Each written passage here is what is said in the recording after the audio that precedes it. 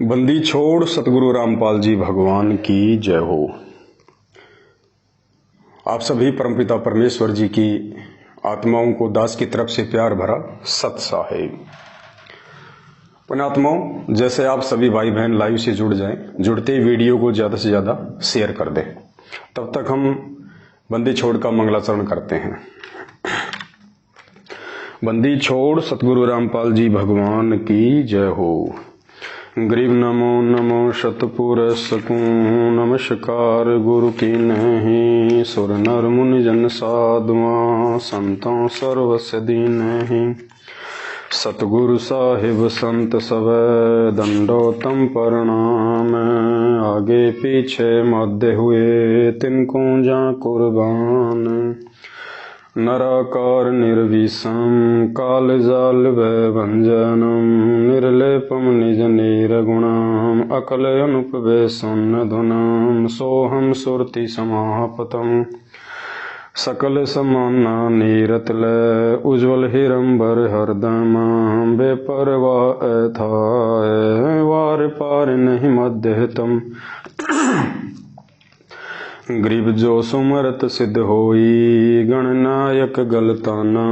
करो अनुग्रह सोई, पारस पद परवाना। आदि गणेश मनाऊं, गणनायक देवन देवा। चरण कंवल लो ल्याऊं, आदि अंत करूं सेवा। परम शक्ति संगीतम हृदय सिद्धि दाता सोही। अविगत गुण है अतीतम सत्य पुरुष निर्मोही।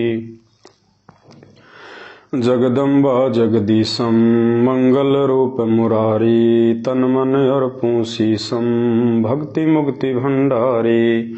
सुर नर मुनि जन ध्यावें, ब्रह्मा विष्णु महेशा। शेष सहस मुख गावें, पूजें आदि गणेशा।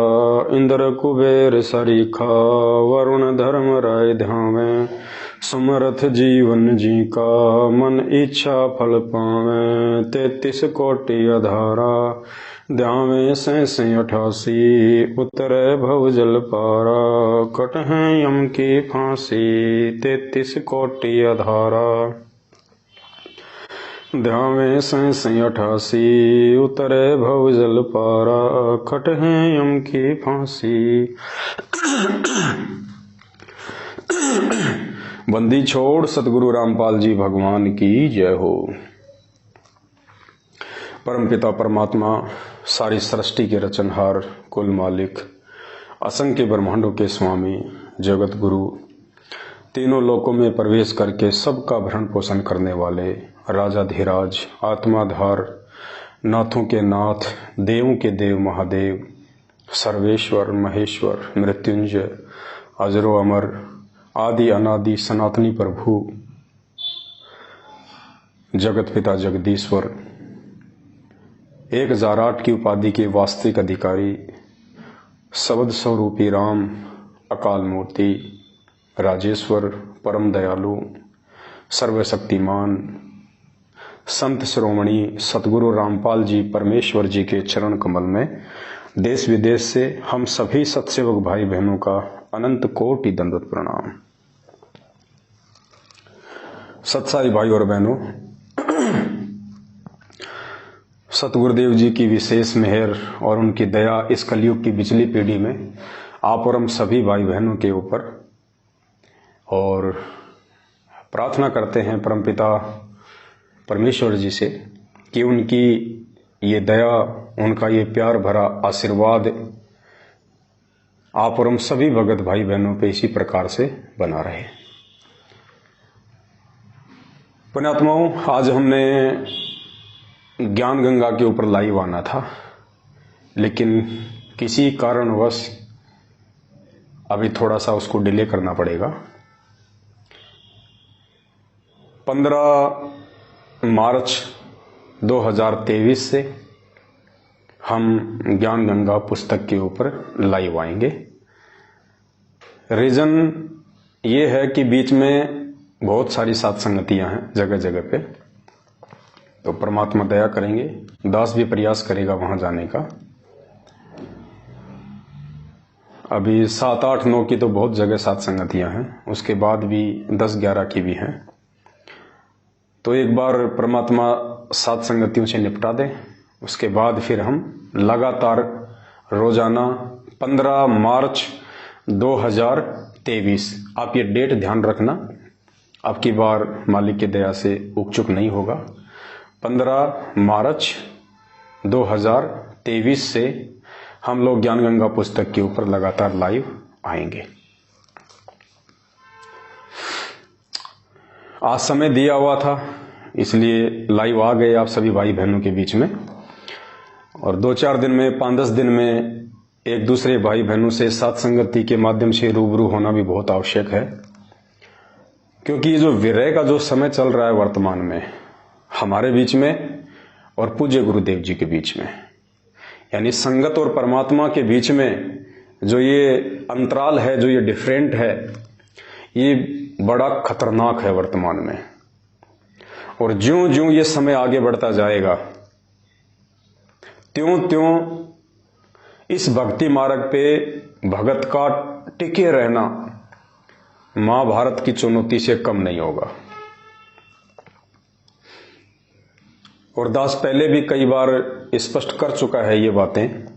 पुण्यात्माओं, सतगुरुदेव जी के इसार जेल से बाहर आने तक यदि कोई चीज हमें उनके सत भक्ति मार्ग पे जिंदा रख सकती है, टिका के रख सकती है, वो केवल साध संगति है। जो व्यक्ति साध संगति रूपी हाथी से नीचे उतर जाएगा, काल उसको छोड़ेगा नहीं। बिल्कुल सत्य है, जिसको मजाक लगे उनको 1000 बार लगे, लेकिन दास के मुख से परमात्मा जो बातें आपको बुलवा रहे हैं, या आज से पहले परमात्मा ने जितनी भी बातें बुलवाई हैं, आपको किसी भी बात में, किसी भी पॉइंट पे कुछ भी डिफरेंशिएट नजर नहीं आएगा, क्योंकि दास अपनी मर्जी से नहीं बोलता है, मुझे कोई शौक नहीं है। जो भी बुलवाते हैं परमात्मा बुलवाते हैं और वो सत्य होता है। तो गुरुदेव के इसार जेल से बाहर आने तक यदि आपको सत भक्ति मार्ग पे मर्यादाओं के साथ अपनी उसी श्रद्धा और लगन के साथ अगर जिंदा रहना है, तो केवल साध संगति ही एकमात्र माध्यम है। 650 साल पहले की तरह अब हमने भूल कर भी धोखा नहीं खाना है। भीड़ को देख के भक्ति नहीं होती है, भीड़ को देख के नहीं चला जाता है।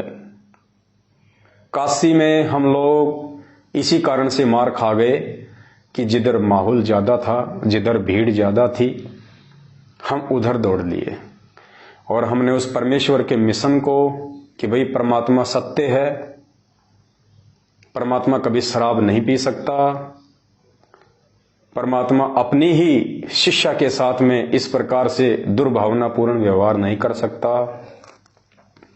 120 साल से जो भगवान इतना अच्छा ज्ञान दे रहा है, क्या उसमें इतनी भी समझ नहीं होगी कि वो सरेआम अपनी शिष्या को हाथी पे बैठा के और भरे बाजार में इस प्रकार से अपना जुलूस निकलवाएगा? अगर उन्होंने कुकर्म करना होता तो किसी बंद कमरे में कर लेते। इतनी बुद्धि तो एक सामान्य व्यक्ति में भी होती है। लेकिन उस समय हमने ना तो उनको गुरु माना, परमात्मा तो बहुत दूर की बात थी, इसलिए हम मार खा गए।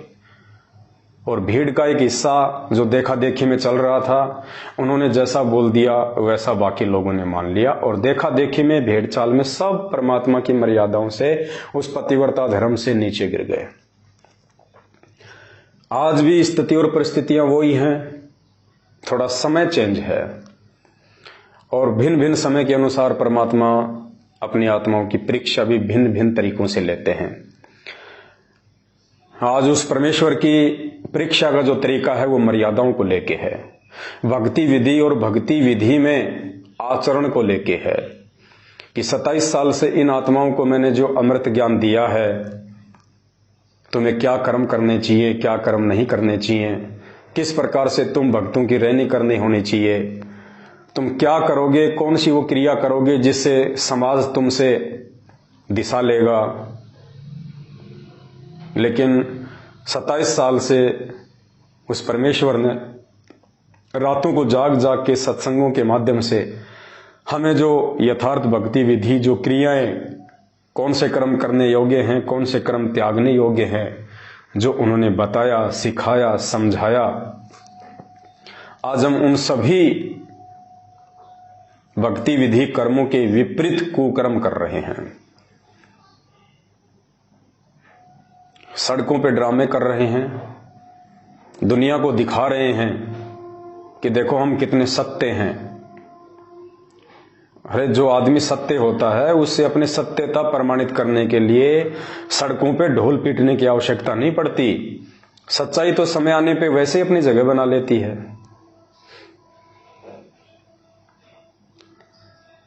आज दास के पास में किशनगढ़ से रामदेव भगत जी का फोन आया, जो कि सतलोक आश्रम सोजत में चले गए हैं, काफी समय हो गया, सात संगतियां छोड़ दी थी उन्होंने।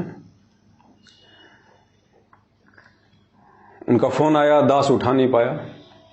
5 मिनट बाद में दास ने फोन किया, सत्साई हुई और उन्होंने कहा कि भगत जी मुझे तो सोजत आश्रम में परमानेंट सेवा मिल गई है, जूता घर में। दास ने कहा भगत जी बहुत अच्छी बात है, परमात्मा की ओर भक्ति और सेवा ये तो किसी सौभाग्यशाली व्यक्ति को मिलती है, बहुत अच्छी बात है भगत जी। बोला मेरी इच्छा हो रही थी कि आप भी आ जाओ। मैंने कहा भगत जी हमारे विचार मेल नहीं खाएंगे। मुझे कोई दुश्मनी नहीं है, ना आपसे कोई दुश्मनी है, ना सतलोक आश्रम मैनेजमेंट हरियाणा से कोई दुश्मनी है, ना गुरुदेव के कलयुगी परिवार से मुझे कोई ऐतराज है, ना किसी कोऑर्डिनेटर से मेरा कोई जमीन का विवाद चल रहा है भगत जी। तो रामदेव जी ने कहा कि कभी कभी दिल में ऐसी लहर सी उठती है कि हम क्या लाए थे, हम क्या लेके जाएंगे, थोड़ा सा जीवन है, क्या राग द्वेष करना, इसलिए मैंने आपको फोन किया है। दास ने सोचा भगत जी इतनी बात अगर आप साथ संगति में रहते सहते समझ लेते तो आज ये नौबत ही नहीं आती। और भी काफी बात हुई उनसे, और उन्होंने कहा कि जब मैं यहाँ सोजत आश्रम में गुरुजी के जन्मदिन पे आया हुआ था तो एक दिन के लिए गुरुदेव के छोटे भाई महेंद्र जी भी आए थे सोजत आश्रम में। तो महेंद्र जी ने कहा कि मुझे रामदेव जी से मिलना है। तो मैं गया उनके पास में, बैठे, मुलाकात हुई, आपके बारे में भी चर्चा हुई। तो कह रहे थे कि अगर एक बार मीटिंग हो जाए तो कोई दिक्कत नहीं है। रामदेव जी बोले मैंने कहा था महेंद्र जी को कि पवन जी आदमी बुरे नहीं हैं, बहुत अच्छे आदमी हैं, मेरे घर पे रह के गए हैं, अच्छे उनके विचार हैं, भगत वाले भाव हैं, लक्षण हैं। तो महेंद्र जी ने कहा कि कोई दिक्कत नहीं है, आप बात कर लेना, अगर मान जाते हैं हम बैठ के बातचीत कर लेंगे, ऐसी कोई दिक्कत नहीं है। वो चाहे अकेले में कहें चाहे आश्रम में कहें, हम बैठ के बातचीत कर लेंगे उनसे। तो दास ने कहा कि भगत जी महेंद्र जी से मेरी बहुत समय पहले मुलाकात हो चुकी है, मीटिंग हो चुकी है, और उसके बाद तो महेंद्र जी कुछ बिगड़े ही हैं, सुधरे नहीं हैं भक्ति मार्ग में। मैंने बिल्कुल यही कहा उनसे कि उसके बाद तो महेंद्र जी कुछ बिगड़े ही हैं, सुधरे नहीं हैं। और हमारा ये विचारों का मतभेद है, किसी से कोई मन भेद नहीं है। आप चाहे उधर जाओ चाहे इधर आओ, आप किधर भी रहो भगत जी, हमें किसी से कोई मतलब नहीं है। ये ज्ञान मार्ग है और परमात्मा ने अच्छे से हमारे को कर्म कुकर्मों की, धर्म अधर्म की, न्याय अन्याय की, संगत कुसंगत की, सत्य असत्य की, परमेश्वर ने हर प्रकार से हमारे को जानकारी करवा के उसके बाद ही सात संगत रूपी आथी पे बैठाया है। और हम इतने पागल नहीं हैं कि हम इस आथी से नीचे उतरने की महा गलती करते हैं।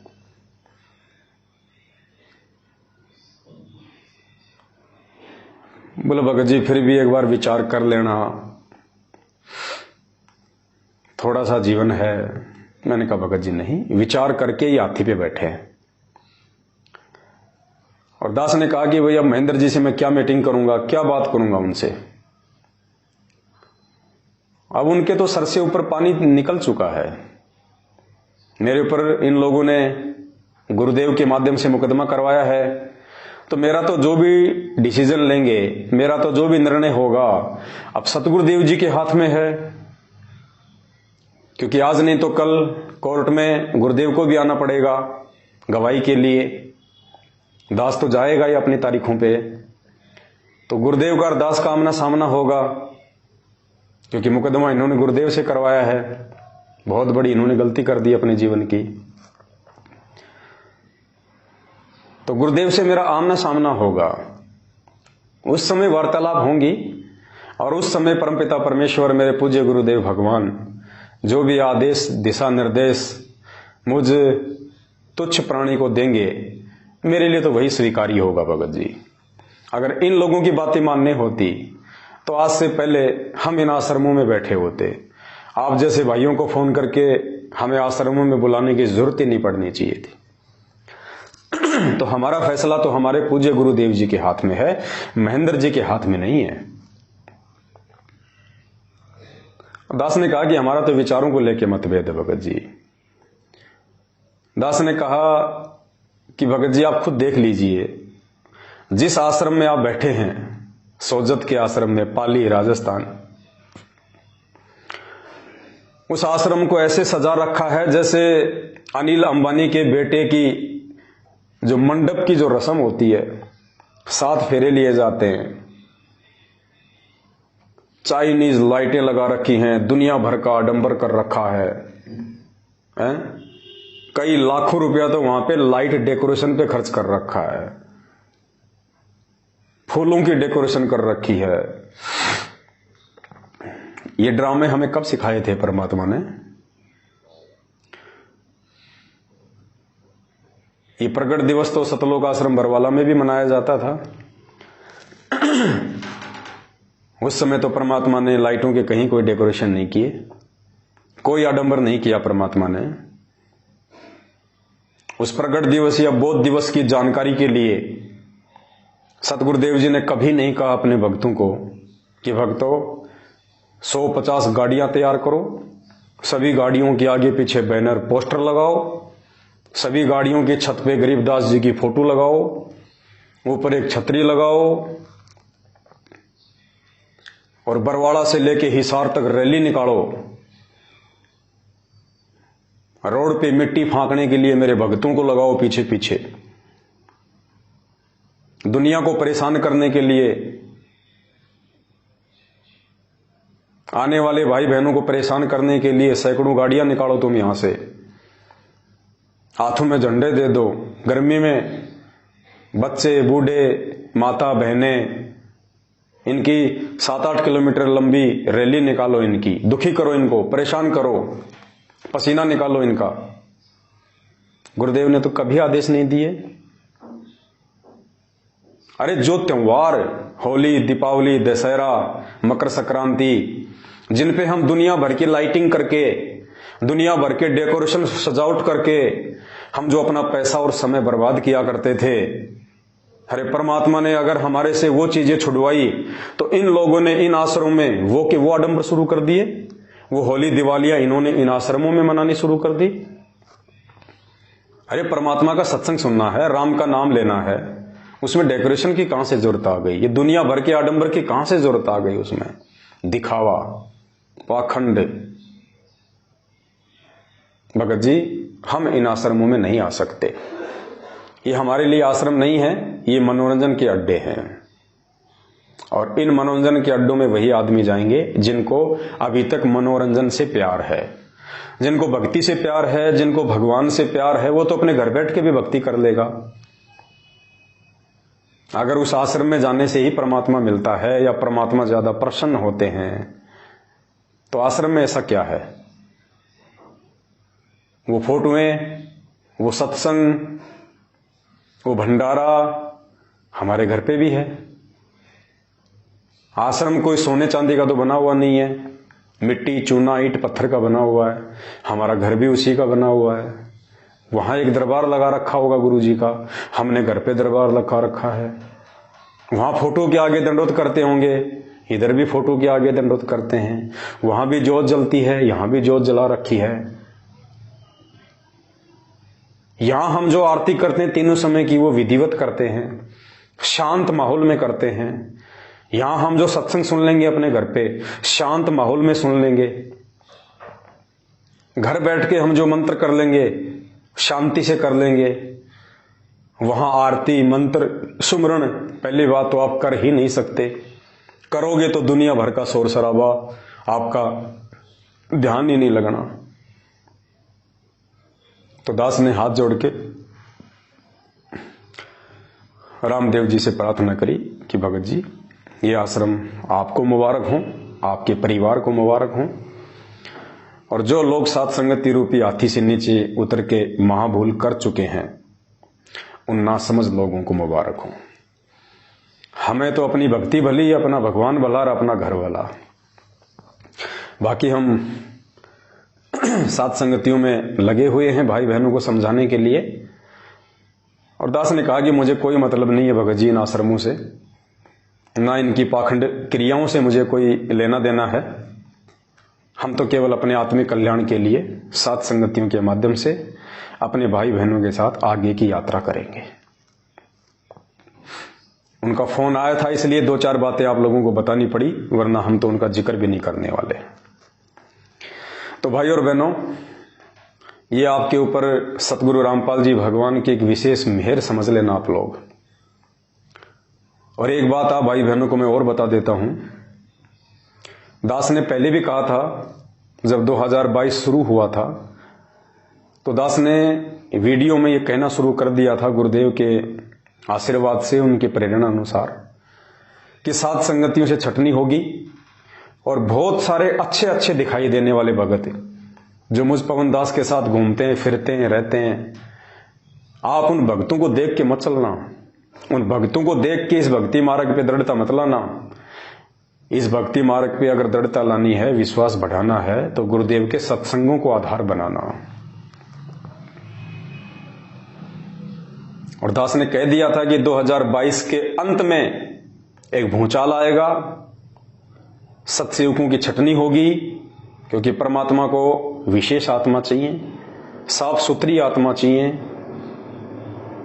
छटनी होगी और बड़े बड़े बरगद के पेड़ उखड़ेंगे।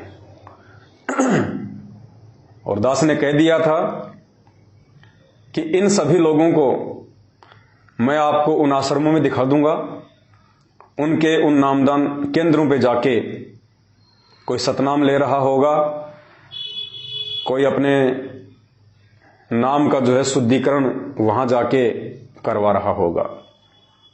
काफी लोगों को यकीन नहीं हुआ कि पवन भगत जी ऐसा नहीं हो सकता, आपके साथ तो बहुत दृढ़ भगत रहते हैं, ऐसा नहीं हो सकता। लेकिन जब 2022 का अंत का समय आया, आप सभी ने देख लिया किस प्रकार से क्या हुआ। अब और बोल रहा है दास, इसको भी नोट कर लेना, इसमें भी आपको रति भर भी इधर उधर नहीं मिलेगा। पुण्यात्माओं, जो लोग साध संगति रूपी हाथी से नीचे उतर के और उस तरफ चले गए हैं, जिन्होंने परमात्मा से अपना अविश्वास प्रकट कर दिया, क्योंकि ज्यादातर लोग तो इस कारण से गए हैं कि पवन भगत जी तो जेल चले गए, अब क्या पता ये मैनेजमेंट हमें भी जेल ना करवा दे, वो डर गए। और इस डर के मारे उन्होंने सतलोक आश्रम मैनेजमेंट हरियाणा की गुलामी स्वीकार कर ली। कुछ लोगों ने यह सोचा कि यार क्या पता गुरुजी आएंगे या नहीं आएंगे, अब ये पवन दास भी जेल चला गया है, अब सात संगतियां तो चलेंगी नहीं। लेकिन उनको यह नहीं पता था कि सात संगतियां पवन दास ने शुरू नहीं की। जो पवन दास नहीं रहेगा तो सात संगतियां नहीं चलेंगी। ये सात संगतियां सतगुरु रामपाल जी भगवान ने शुरू करवाई है, और ये उनका काम था कि उन्होंने कैसे सात संगतियां चलवानी थी। और दास के जेल जाने के बाद तो सात संगतियां और भी ज्यादा हुई हैं। बहुत सारे लोग ये सोच के चले गए कि अगर कल को गुरुजी मैनेजमेंट की तरफ आ गए तो हमारा क्या होगा, हमें तो आश्रमों में घुसने नहीं दिया जाएगा। कई लोग इस डर के मारे सतलोक आश्रम मैनेजमेंट हरियाणा की तरफ चले गए। पुण्यात्माओं, दास आपको आज एक बात कह रहा है, ये भी सत्य होगी परमात्मा के आशीर्वाद से। जो लोग साथ संगति छोड़ के मैनेजमेंट की तरफ चले गए हैं, गुरुदेव के हिसार जेल से बाहर आने तक वो लोग आपको सतलोक आश्रम मैनेजमेंट हरियाणा में भी नहीं दिखाई देंगे। वो लोग दूसरे नकली संतों की शरण में निकल जाएंगे। ये भी आज आपको यकीन नहीं हो रहा होगा, लेकिन ये सत्य होगा। या तो वो लोग उधर से हटके वापस साथ संगति में आ जाएंगे, और जो व्यक्ति अपनी मान बड़ाई वश, अपने अहंकार वश अगर वापस साथ संगति में नहीं आया, वो व्यक्ति गुरुदेव के हिसार जेल से बाहर आने तक, और गुरुजी इतना जल्दी हिसार जेल से बाहर नहीं आने वाले। बहुत सारी अफवाह उड़ रही है ना, 1 अगस्त 2023 को संत रामपाल जी जेल से बाहर आ जाएंगे। इस बहम में मत रहना आप, वो तो समर्थ है, तुमने तो बहुत लंबा समय बता दिया। सुबह क्या हो रहा है उनको जेल से बाहर आने में? किसी ने रोक रखा है क्या? किसी ने बेड़ियों में डाल रखा है क्या? किस माई के लाल की हिम्मत है 21 ब्रह्मांड में, जो उस पूर्ण परमेश्वर को, उस अबंध परमात्मा को, गरीब ऐसा सतगुरु हम मिल्या बेपरवाह अबंध परमहंस पूर्ण पुरुष रोम रोम रविचंद, उस अबंध परमात्मा को किसने बांध रखा है?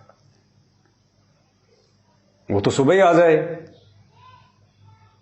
लेकिन वो नहीं आएगा। क्यों नहीं आएगा? क्योंकि अभी छटनी हुई नहीं है। गरीब कच्चा हीरा कृच हो नहीं सह घनमार, ऐसा ये मन हो रहा लेखा लेकर तार। 27 साल से परमात्मा ने छिप के ज्ञान दिया है, तो परीक्षा भी जी भर के लेगा। इतनी सी भी गंदगी उस परमात्मा को पसंद नहीं है, इतनी सी भी गंदगी, तिल भर गंदगी भी उन्हें पसंद नहीं है।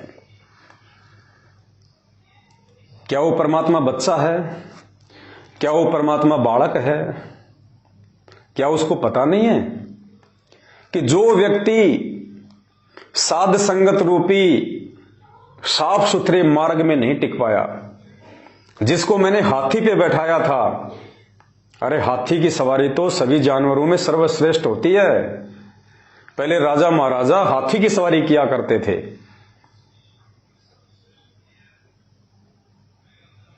जो व्यक्ति साध संगति रूपी हाथी पे नहीं टिक सका, वो व्यक्ति सतलोक आश्रम मैनेजमेंट हरियाणा के वहां पे कैसे टिक जाएगा?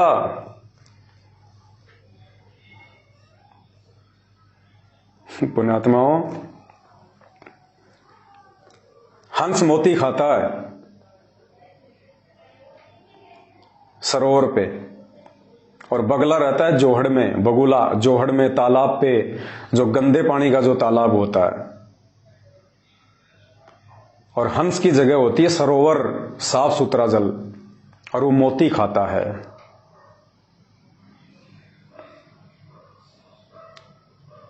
हंस यदि सरोवर में नहीं टिक पा रहा, वो जोहड़ में कभी नहीं रुक सकता। भले वो देखा देखी में चले जाए, दूसरे पक्षियों के बहकाने पे, बढ़ा चढ़ा के पेश करने पे, हो सकता है वो बगुला, वो हंस भ्रमित होके सरोवर को त्याग दे, और वो उन बगुलों के साथ में उस गंदे पानी के जोहड़ और तालाब पे वो चला भी जाए, लेकिन कितने दिन रुकेगा वहां पे?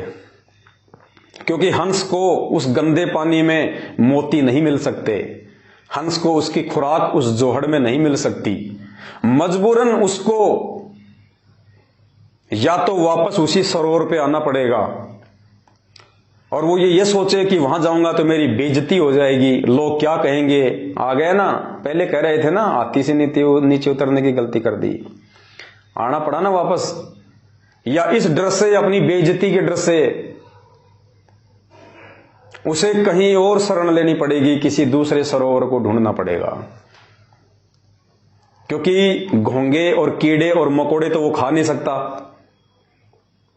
अरे जो व्यक्ति एक बार हाथी की सवारी कर ले और उसको कोई गधे पे बैठा दे, उसका मन लगेगा वहां पे?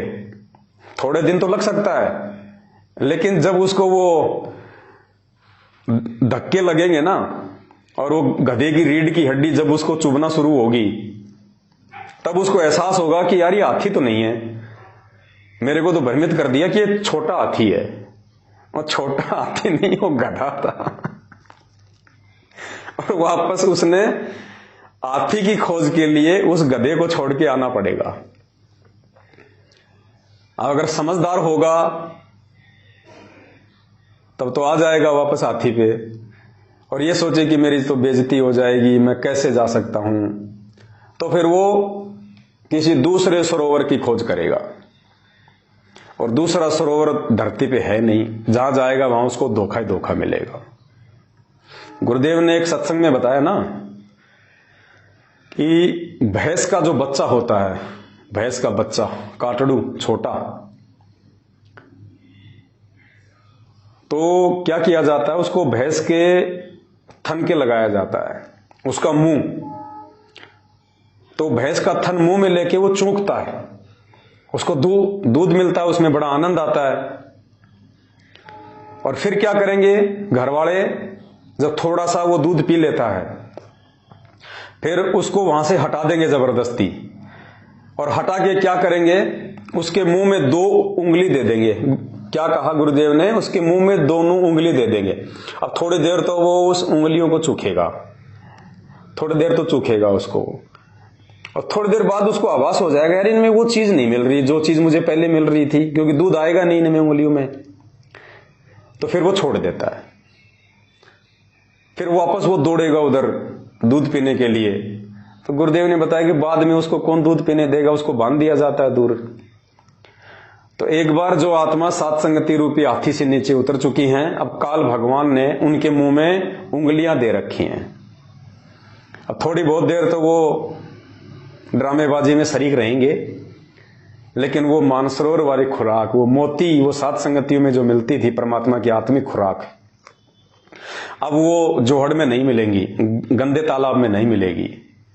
तो वहां उसका मन नहीं लगेगा और किसी भी बहाने से वहां से भी वो दूर हटेगा।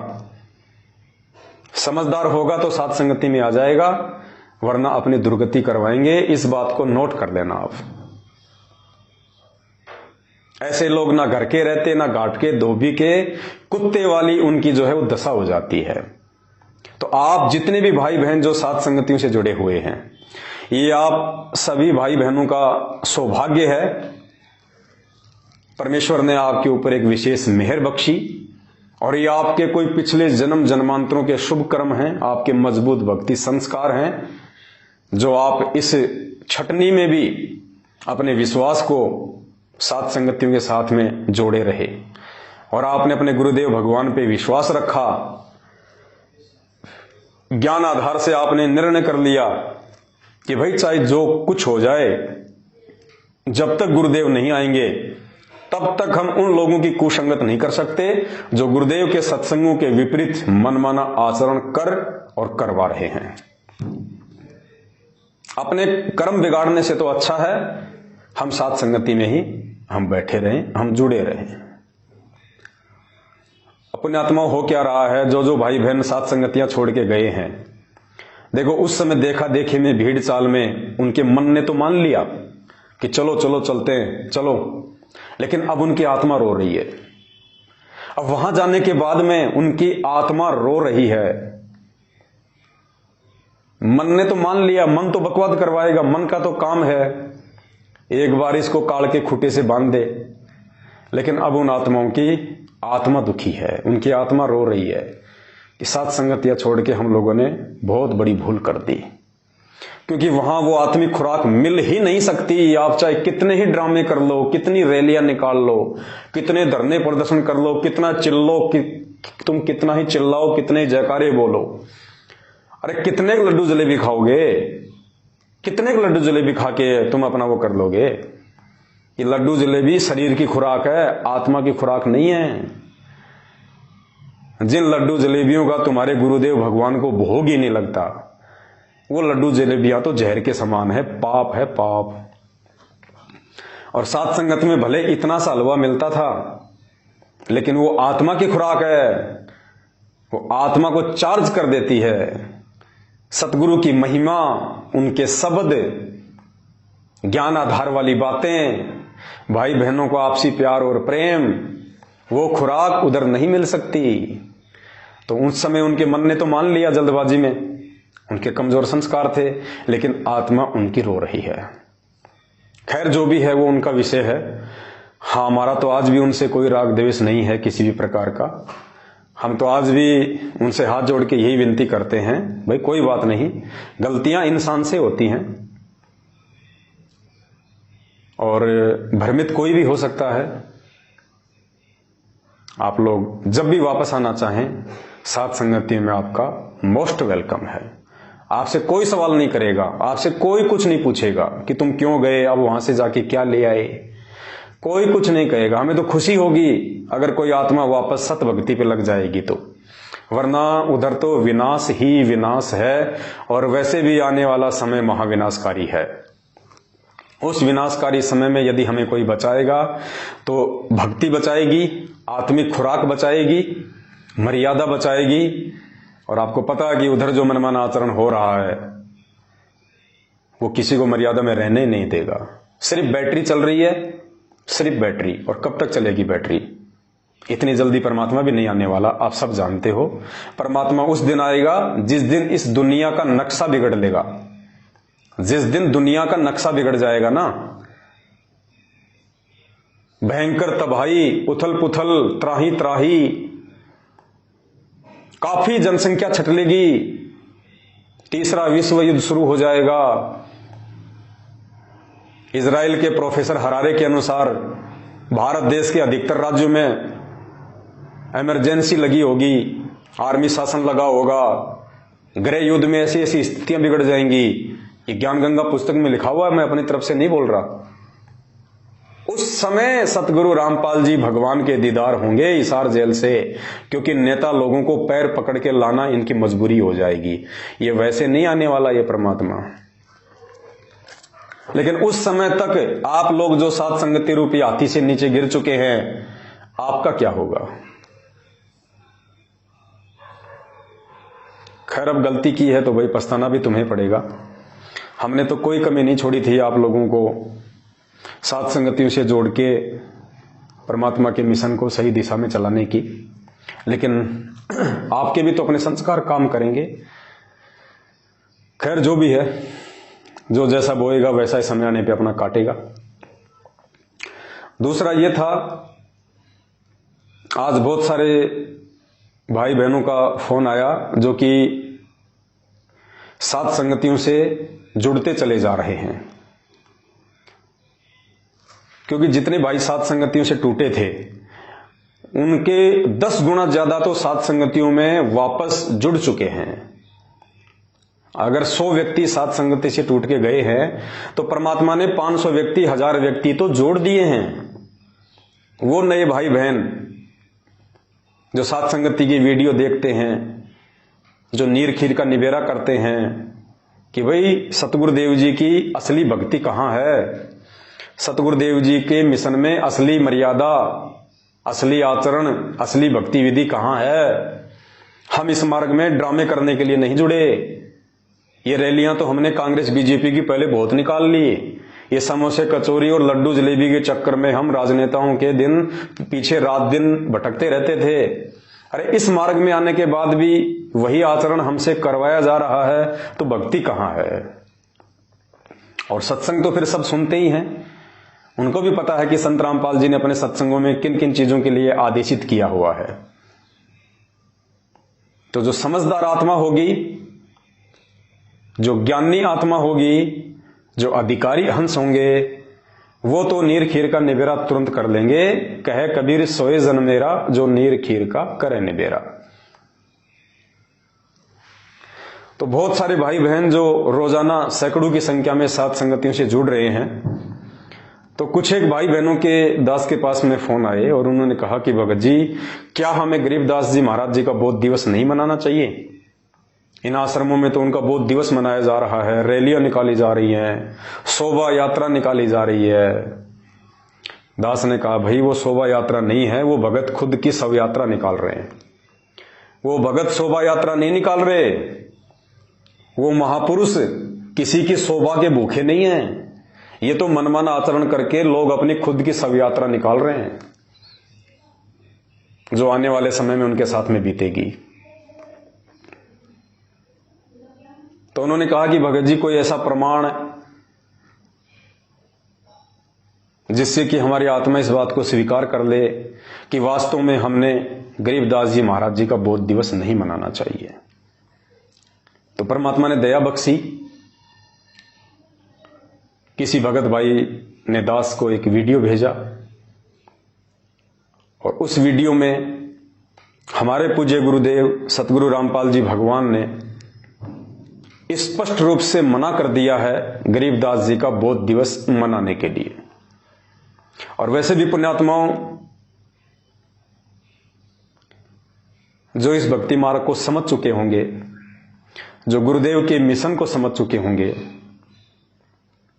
कि 27 साल से परमात्मा इतना अनमोल ज्ञान देके हम आत्माओं से क्या चाहते हैं, वो हमें कैसा बनाना चाहते हैं, सतलोक जाने के लिए, पूर्ण मोक्ष प्राप्ति के लिए हमारे अंदर कौन कौन से पतिव्रता धर्म के लक्षण होने चाहिए, किस प्रकार से हम सतगुरु को हम प्रसन्न कर सकते हैं, कैसे हम उनको रिझा सकते हैं, कौन कौन सी वो क्रियाएं हैं, उस आत्मा को तो इन ऑडियो वीडियो की भी जरूरत नहीं पड़ेगी। वो तो वैसे ही समझ जाएंगी कि गरीबदास जी से हमारा क्या नाता, हम क्या जाने गरीबदास जी को, हमें क्या लेना देना गरीबदास जी महाराज जी से। गरीबदास जी महाराज जी का उनकी वाणियों के अतिरिक्त हमारे जीवन में कोई महत्व नहीं है उनका। गरीबदास जी महाराज जी की भी हाथ से बनी हुई फोटो है, काल्पनिक फोटो है, बनाई हुई फोटो है, बनावटी फोटो है। तो हमें गरीबदास जी महाराज जी से कोई लेना देना नहीं है। हमें केवल उनकी वाणियों से मतलब था, और उनकी जो जो वाणियां हमारे मतलब की थी वो गुरुदेव ने हमारे को इस पवित्र भक्ति बोध पुस्तक में लिख दी हैं, या और भी यदि अन्य कोई वाणियां थी तो परमात्मा ने अपने सत्संगों में उन वाणियों को हमें समझा दिया है। बाकी हमें गरीबदास जी महाराज जी से या उनकी शकल से, उनकी फोटो से, उनकी सूरत से, उनकी रैलियों से, उनकी शोभा यात्रा से, उनके बोध दिवस से उस आत्मा को कोई लेना देना नहीं है जिस आत्मा को इसी जन्म में मोक्ष प्राप्त करना है। पतिव्रता उसी को कहते हैं जो केवल एक पति के आश्रित रहे। पतिव्रता आत्मा वही होती है जिसका एक परमात्मा हो, जो तन मन धन से एक के प्रति समर्पित हो, और जो 50 को अपना खशम बनाएगी वो वेश्या होती है, वो व्यभिचारिणी होती है, वो मोक्ष प्राप्त नहीं कर सकती। अरे 2 पतियों वाली औरत को ही समाज में सम्मान नहीं मिलता, तो 2 परमात्मा, 4 परमात्मा या 5 परमात्मा वाली आत्मा को भगवान कैसे पसंद करेगा, गुरुदेव कैसे पसंद करेगा। फिर भी आप सभी भाई बहनों के विश्वास को दृढ़ करने के लिए, ताकि आपके मन में कहीं भी ये शंका या गुंजाइश ना रहे कि परमात्मा सात संगतियों के माध्यम से जो भी संदेश दिलवाते हैं वो गलत होंगे। अब ये क्या बताते हैं मानी, तो आपको गुरुदेव भगवान का एक सत्संग सुनाते हैं, सतगुरु रामपाल जी परमेश्वर जी का। इस सत्संग के माध्यम से उन्होंने स्पष्ट रूप से मना कर दिया है गरीबदास जी की पूजा करने के लिए। देखो पुण्यात्माओं, परमात्मा संकेत ही करेगा, और कहते हैं शब्द सैन सतगुरु की पहचान है, वो पावे अटल सुहाग है। जो सतगुरुदेव जी के द्वारा सत्संगों में किए गए संकेतों को पकड़ लेगा, समझ लेगा, कहते वही आत्मा उस अटल सुहाग को, उस कबीर परमेश्वर को, उस अविनाशी स्थान को प्राप्त कर सकती है। तो सतगुरु रामपाल जी भगवान ने इस 2 मिनट के सत्संग में स्पेशली गरीबदास जी का नाम लेके और उनकी पूजा को रिजेक्ट कर दिया गया है। ये जो बोध दिवस मनाया जा रहा है, जो शोभा यात्रा निकाली जा रही है गरीबदास जी की, जो रैलियां निकाली जा रही है, ये उनकी पूजा है। वरना हमें क्या मतलब गरीबदास जी से। हमें तो संत रामपाल जी से मतलब होना चाहिए। हमें सत्संग गरीबदास जी ने सुनाए हैं, आपको नाम गरीबदास जी ने दिया है, आपको आशीर्वाद गरीबदास जी ने दिया है। आपके सतगुरु गरीबदास जी है क्या? आपको मंत्र गरीबदास जी ने दिए हैं क्या? आपको सतलोक गरीबदास जी लेके जाएंगे क्या? फिर आपको क्या मतलब है उनकी रैली निकालने का, उनकी शोभा यात्रा निकालने का, उनका बोध दिवस मनाने का? लेकिन वो लोग निकालेंगे जो लोग ना तो गरीबदास जी महाराज जी को समझ पाए, जो ना सतगुरु रामपाल जी भगवान को समझ पाए, और ना इस भक्ति मार्ग को समझ पाए। तो ऐसे लोग तो पहले भी राजनेताओं के पीछे लग के ड्रामेबाजियां करते रहते थे, वो आज भी करेंगे। तो हमने उन आत्माओं को देख के नहीं चलना है। जब सतगुरु रामपाल जी भगवान और जाकिर नाइक की डिबेट हुई थी, सामने तो नहीं आया वो, लेकिन परमात्मा ने उसके विचार ले लिए और अपने विचार दे दिए, और एक सीडी बना दी थी। तो जाकिर नाइक उसमें एक बात कह रहा था। जाकिर नाइक ने कहा, यदि आपने हिंदू धर्म को समझना है, यदि आपने हिंदू धर्म को समझना है, तो आपने किसी भी हिंदू को देख के नहीं चलना चाहिए। आपने हिंदू धर्म के धर्मशास्त्रों को देख के चलना चाहिए। पहले यदि आपने हिंदू धर्म को समझना है तो हिंदुओं को समझने की आवश्यकता नहीं है। हिंदू क्या क्रिया कर रहे हैं, क्या नहीं कर रहे हैं, क्या भक्ति कर रहे हैं, क्या नहीं कर रहे हैं। अगर हिंदू धर्म को समझना है तो हिंदुओं को मत देखो, हिंदू धर्म के पवित्र शास्त्रों को देखो कि उन शास्त्रों में भक्ति की क्या विधि है। इसी प्रकार यदि आपने मुसलमान धर्म को समझना है तो मुस्लिमों को देख के मत चलो, मुस्लिमों को मत देखो कि वो क्या पूजा कर रहे हैं, क्या इबादत कर रहे हैं, किसके आगे वो सिजदा कर रहे हैं। अगर आपने मुसलमान धर्म को समझना है तो आपने मुसलमान धर्म के पवित्र ग्रंथों को समझना पड़ेगा कि कुरान शरीफ में, कुरान मजीद में, तौरेत में, जबूर में भक्ति के विषय में क्या दिशा निर्देश है। ठीक इसी प्रकार पुण्यात्माओं, यदि आपने संत रामपाल जी भगवान और उनकी भक्ति विधि को समझना है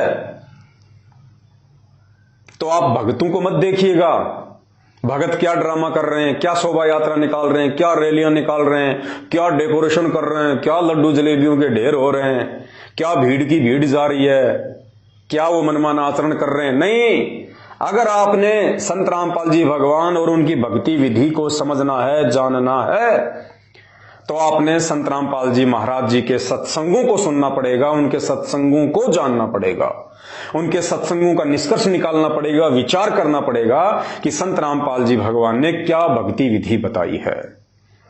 अगर भक्तों को देख के चलोगे तो 650 साल पहले काशी वाला हाल हो जाएगा, ना घर के ना घाट के धोबी के कुत्ते। तो गरीबदास जी महाराज जी का बोध दिवस मनाना चाहिए या नहीं मनाना चाहिए, गरीबदास जी महाराज जी की पूजा करनी चाहिए या नहीं करनी चाहिए, ये शोभा यात्रा निकालना, ये रैलियां निकालना, बोध दिवस मनाना, ये उनकी पूजा है, ये गरीबदास जी की पूजा है। और इस पूजा का क्या प्रतिफल मिलेगा ये तो भविष्य बताएगा उन आत्माओं को जो वहां अपनी आंख नहीं खोल पा रही। लेकिन हमने संत रामपाल जी भगवान के भगत होने के बाद, उनसे ये तत्व ज्ञान लेने के बाद, पतिव्रता धर्म की पढ़ाई पढ़ने के बाद कि पतिव्रता आत्मा क्या होती है, उसके बावजूद यदि हम गरीबदास जी का बोध दिवस, उनकी शोभा यात्रा अगर मनाते हैं तो पुण्यात्माओं, उसके लिए हमने गुरुदेव के सत्संगों को आधार बनाना पड़ेगा। और इस सत्संग में गुरुदेव ने स्पष्ट रूप से गरीबदास जी का नाम लेते हुए मना किया है कि ये जो छुड़ाने वाले हैं, जो दूसरे संत हैं, ये गरीबदास जी को पूजते हैं, उसके आगे दीपक लगाते हैं, हरिदास जी को पूजते हैं, उसके आगे दीपक लगाते हैं, कहते हैं ये व्यर्थ है, व्यर्थ है। यानी गरीबदास जी की पूजा को संत रामपाल जी महाराज जी ने बिल्कुल रिजेक्ट कर दिया है, ये संकेत कर दिया परमात्मा ने। अगर कोई समझ जाए तो परमात्मा कहते हैं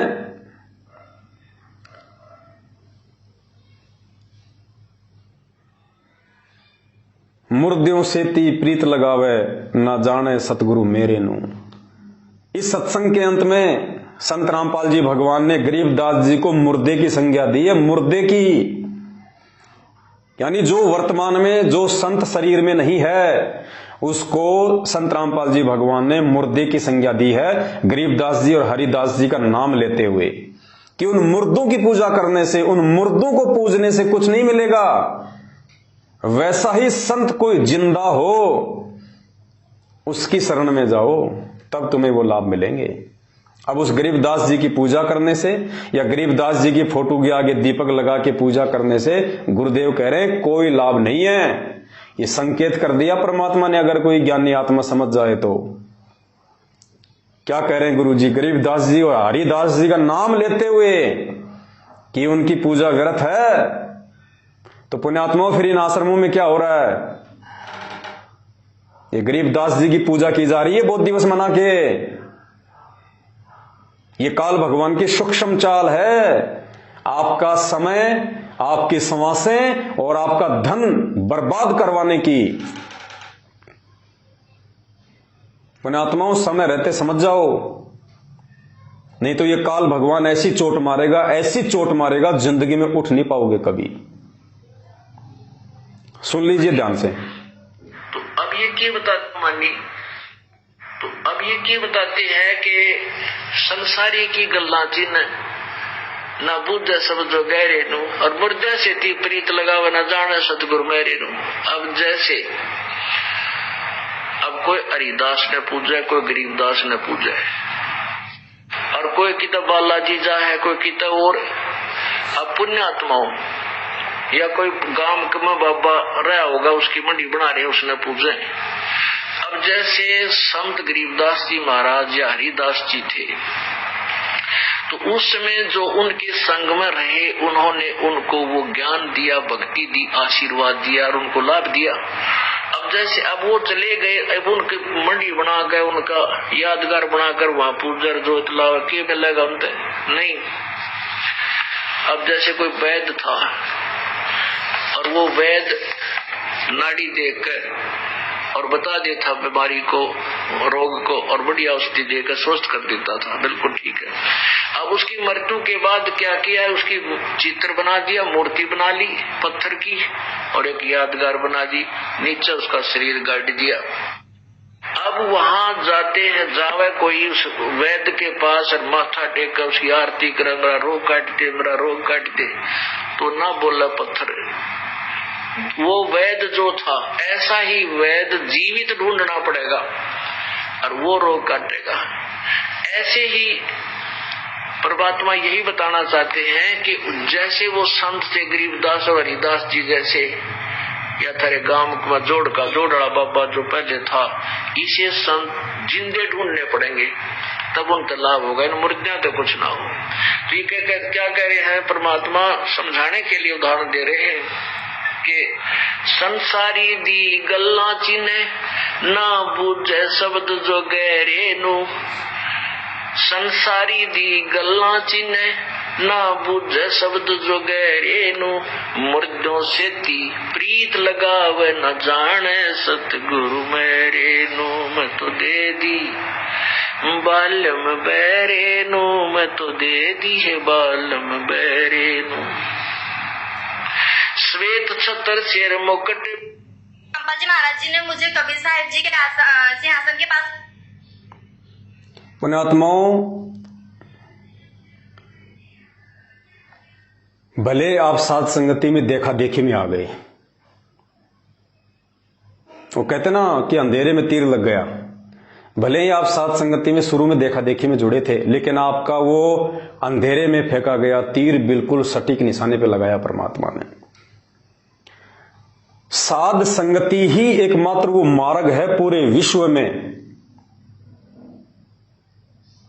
जिसके माध्यम से संत रामपाल जी भगवान अपनी आत्माओं को सतलोक के लिए तैयार कर रहा है।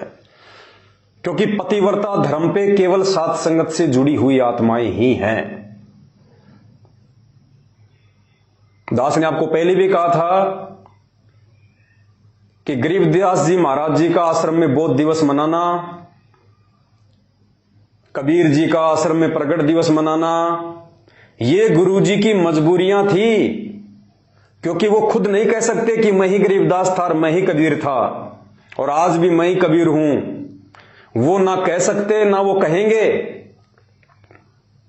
उन्होंने ज्ञान इसीलिए दिया है कि जो अधिकारी आत्मा होगी वो मेरे संकेतों को समझ जाएगी। बाकी सत्संगों में उन्होंने गरीबदास जी को, कबीर जी की फोटो को, सबको रिजेक्ट कर दिया है। यह आपका सौभाग्य है कि आप सात संगति से जुड़े हुए हैं, क्योंकि पतिव्रता धर्म वाली भक्ति केवल साध संगति में ही मिलेगी। जो संत रामपाल जी भगवान के अलावा दूसरे किसी को नहीं मानते, ना किसी को जानते। हमें गरीबदास जी की वाणियों से मतलब है, गरीबदास जी की फोटो से, उनकी रैलियों से, उनकी शोभा यात्रा, उनके बोध दिवस से कोई मतलब नहीं हमारे को। हमें गरीबदास जी की वाणियों से मतलब है, और वाणियों से भी इसीलिए मतलब है कि हमारे पूज्य गुरुदेव जी ने हमें उनकी वाणियों को पढ़ने का आदेश दिया हुआ है। ये नित्य नियम का गुटका बनाया हुआ है, सत्संगों में जिक्र किया है। अन्यथा हमें तो गरीबदास जी की वाणियों से भी कोई लेना देना नहीं। हमें तो हमारे गुरुदेव भगवान और उनके सत्संग ही काफी हैं उतारने के लिए। तो इस सत्संग में संत रामपाल जी भगवान ने स्पष्ट रूप से मना कर दिया। सीधा सीधा गरीबदास जी का, हरिदास जी का नाम लेके उनको मुर्दे की संज्ञा दे दी कि उन मुर्दों की पूजा करने से अब कुछ नहीं मिलेगा। कोई हरिदास पूजे, कोई गरीबदास पूजे, कोई बालाजी पूजे, यानी हनुमान जी की भक्ति की श्रेणी में गुरुदेव ने गरीबदास जी की वर्तमान में यदि कोई साधना कर रहा है, कोई रैली, पूजा, शोभा यात्रा, बोध दिवस मना रहा है, तो परमात्मा ने हनुमान जी की श्रेणी में गरीबदास जी को लाके खड़ा कर दिया। चाहे हनुमान पूज लो, चाहे गरीबदास पूज लो, बराबर है। स्पष्ट मना कर दिया गुरुदेव ने। एक बार फिर से सुन लो, बुखार ज्यादा है तो उतर जाए। मानी तो अब ये क्या बताते हैं कि संसारी की गल्ला चिन्ह ना बुद्ध सब जो गहरे नु, और मुर्दे से ती प्रीत लगावे न जाने सतगुरु मेरे नु। अब जैसे अब कोई हरिदास ने पूजा, कोई गरीबदास ने पूजा, और कोई किताब बालाजी जा है, कोई किताब और अब पुण्यात्माओं या कोई गांव में बाबा रहा होगा, उसकी मंडी बना रहे, उसने पूजे। अब जैसे संत गरीबदास जी महाराज या हरिदास जी थे, तो उस समय जो उनके संग में रहे, उन्होंने उनको वो ज्ञान दिया, भक्ति दी, आशीर्वाद दिया और उनको लाभ दिया। अब जैसे अब वो चले गए, अब उनकी मंडी बनाकर, उनका यादगार बनाकर वहां पूजर जोत लावा के मिलेगा उनसे नहीं। अब जैसे कोई वैद्य था और वो वैद्य नाड़ी देखकर और बता देता बीमारी को, रोग को, और बढ़िया औषधि देकर स्वस्थ कर देता था, बिल्कुल ठीक है। अब उसकी मृत्यु के बाद क्या किया, उसकी चित्र बना दिया, मूर्ति बना ली पत्थर की और एक यादगार बना दी, नीचे उसका शरीर गाड़ दिया। अब वहां जाते हैं, जावे कोई उस वैद्य के पास और माथा टेक कर उसकी आरती करे, मेरा रोग काट दे, मेरा रोग काट दे, तो ना बोला पत्थर की संज्ञा दी है। वो वैद्य जो था, ऐसा ही वैद्य जीवित ढूंढना पड़ेगा, जीवित ये रहा और वो रोग काटेगा। ऐसे ही परमात्मा यही बताना चाहते हैं कि जैसे वो संत थे गरीबदास और हरिदास जी जैसे, या तेरे गांव का जोड़ा बाबा जो पहले था, इसे संत जिंदे ढूंढने पड़ेंगे, तब उनका लाभ होगा। इन मुर्दियों तो कुछ ना हो, मुर्दियों से कुछ नहीं होगा। कह रहे हैं परमात्मा समझाने के लिए उदाहरण दे रहे हैं कि संसारी दी गल्ला चिन्ह ना बूझे शब्द जो गहरे नु, संसारी दी गल्ला चिन्ह ना बुझे शब्द जो गहरे नु, मुर्दों से ती प्रीत लगावे न जाने सतगुरु मेरे नु। मैं तो दे दी बात संसारी दी गल्ला चीने न जाने शब्द जो गहरे नु, कि संसारी दी गल्ला यानी जो सांसारिक जो लोग हैं, जो भक्ति और भगवान के विषय में नहीं जानते हैं, कहते हैं उनकी बातें तो हमारे ऊपर बहुत जल्दी असर करती हैं। वो जैसा कहते हैं हम उधर ही दौड़ पड़ते हैं। न जाने शब्द जुगैरे नू, और सतगुरु ने जो शब्द दे दिया, जो ज्ञान दे दिया, कहते तुम उस पर विचार नहीं करते। तो पुण्यात्माओं, भक्ति मार्ग में संत रामपाल जी भगवान से जुड़ने के बाद अगर कोई उनका भगत उनको परमात्मा नहीं मानता है तो वो भी सांसारिक की ही श्रेणी में है। तो हमें जो भी भगत भाई बहन हमें कह देते हैं, हम उन्हीं के पीछे दौड़ पड़ते हैं।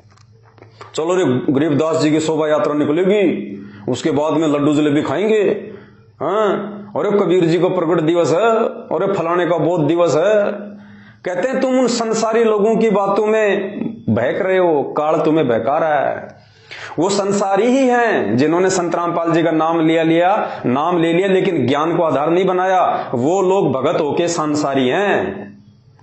कहते हैं उनकी बातों का तो तुम्हारे ऊपर बहुत जल्दी असर हो जाता है, और ना बूझ जाए शब्द जुगैरिनु, लेकिन एक मिनट भी विचार नहीं करते कि गुरुदेव के क्या आदेश है इस विषय में।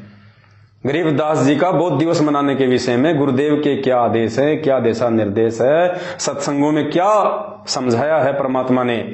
क्या गरीबदास जी का बोध दिवस मनाने से, गरीबदास जी को पूजने से मेरा भला होगा? क्या गरीबदास जी की रैली निकालने से, वो पसीना बहाने से, समय और धन बर्बाद करने से मेरा कुछ भला होगा? या सतगुरु रामपाल जी भगवान की घर बैठ के शांति से भक्ति करने से मेरा भला होगा? तो कहते हैं संसारी दी गल्ला चिल्ले ना जाने शब्द जुगेरे नू, और मुर्दों से ती प्रीत लगावे ना जाने सतगुरु मेरे नू। तो परमात्मा ने गरीबदास जी महाराज जी को मुर्दे की संज्ञा दे दी है। भाई और बहनों, ऐसा ही होता है जब सतगुरु अपने भक्तों की ज्ञान देके परीक्षा लेता है। 650 साल पहले भी ऐसा ही था। आज हमें वो परीक्षा बहुत छोटी सी लगती है। आज हम सोचते हैं यार कैसे मूर्ख बन गए उस समय लोग, उन्होंने कैसे विश्वास कर लिया कि यार कबीर जी हाथी पे बैठ के शराब पिएंगे, वेश्या के ऊपर हाथ रख के ऐसा सब कुछ करेंगे।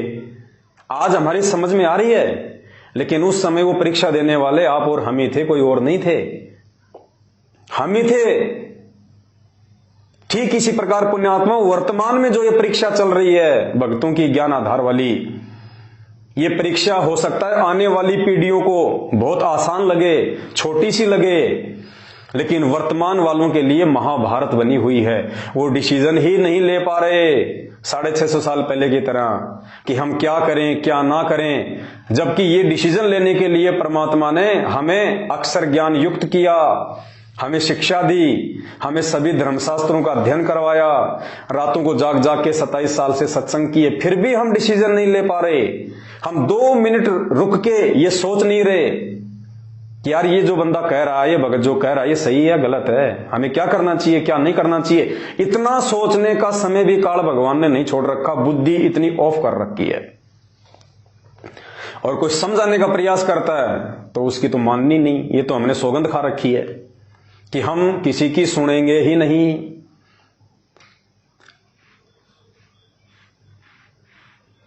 एक पिता अपनी पुत्री की शादी के लिए लड़का ढूंढ रहा था, और उसकी जो बेटी थी वो 16 गुण संपन्न थी। 16 गुण होते हैं, 16 गुण संपन्न थी वो। तो पिता रिश्ता ढूंढने के लिए कभी उस गांव जाता, कभी उस नगर में जाता, लेकिन उसको ऐसा कोई भी लड़का उसकी टक्कर का नहीं मिल रहा था कि जो 16 गुण संपन्न हो। और लड़की ने कह दिया था कि पिताजी मैं तो शादी उसी से करूंगी जो सर्वगुण संपन्न हो, 16 गुण संपन्न हो। बड़ी समस्या आ गई बाप के सामने। काफी कुछ प्रयास किया, नहीं मिला। अंत में एक गांव में एक परिवार मिला जिसमें एक लड़का था जिसमें 14 गुण थे। 16 तो नहीं थे, उसके अंदर 14 गुण थे। वो 14 गुण संपन्न था। तो बाप ने कहा कि भाई एक बार बेटी से पूछ लेता हूं। तो बेटी के पास आया और कहा कि बेटी देख, मैं बहुत दुखी हो चुका हूं, परेशान हो चुका हूं, और बड़ी मुश्किल से मेरे को एक लड़का मिला है जो 14 गुण संपन्न है, और बेटी मुझे तो मिल नहीं रहा, तेरे को कोई मिले तो तू देख ले। तो बेटी ने कहा, सोचा कि बाप भी बहुत ज्यादा दुखी हो गया, परेशान हो गया।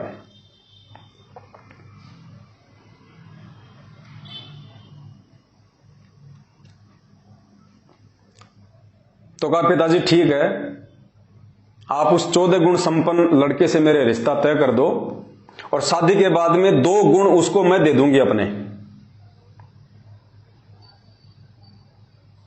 1 गुण उसको मैं दे दूंगी अपना, तो हम दोनों जो है 15-15 गुण संपन्न हो जाएंगे। तो कहा ठीक है भाई, रिश्ता तय कर दिया, शादी हो गई। अब शादी होने के बाद में लड़की ने सोचा कि लो भाई इसको वो 1-2 गुण मैं अपने दे देती हूं इसको। तो लड़की ने पूछा जी आप 14 गुण संपन्न हो? बोले जी हाँ।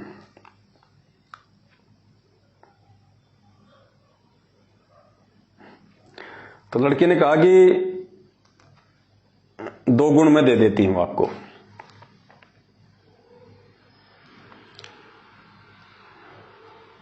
तो लड़के ने कहा कि देख भाई मेरे जो 14 गुण है ना उनकी क्या खासियत है बताऊं तेरे को? बोले हाँ बता।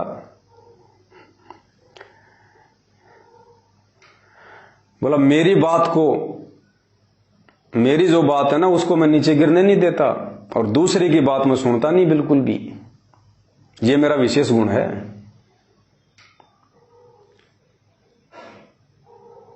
मेरे से ऊपर कोई बात कहे उसको तो मैं सुनता नहीं, और दूसरा अगर मुझे कोई अपनी बात कहे मानने के लिए तो उसकी बात मैं मानता नहीं, ये मेरा विशेष गुण है। तो लड़की ने सिर में थप्पी मारी और कहा कि हे परमात्मा, मैंने तो सोचा था कि मेरा 1-2 गुण मैं इसको दे दूंगी,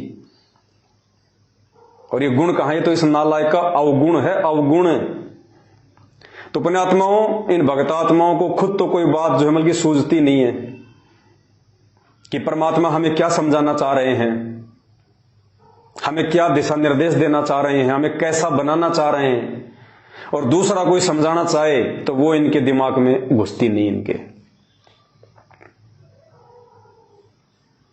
तो समस्या उस परमात्मा के सामने सबसे बड़ी खुद उनके अपने भगत है। तो ये आप सभी भाई बहनों का ये परम सौभाग्य है कि गुरुदेव ने आपको 7 संगतियों से जोड़ दिया है, और जो सत का जो मार्ग होता है ना पुण्यात्माओं, उस पे भीड़ नहीं हुआ करती है। सत के मार्ग पे चलने के लिए हिम्मत चाहिए, साहस चाहिए, संघर्ष करना पड़ता है। इसलिए सत्य के मार्ग पे, साध संगत के मार्ग पे कोई सूरवीर ही चल सकता है, कायरों का काम नहीं है, क्योंकि ये कबीर परमात्मा का मार्ग है।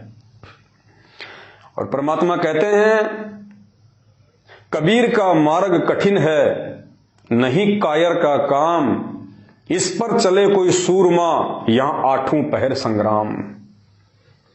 ये कबीर परमेश्वर का मार्ग है, ये सूरमाओं का मार्ग है, कायरों का मार्ग नहीं है।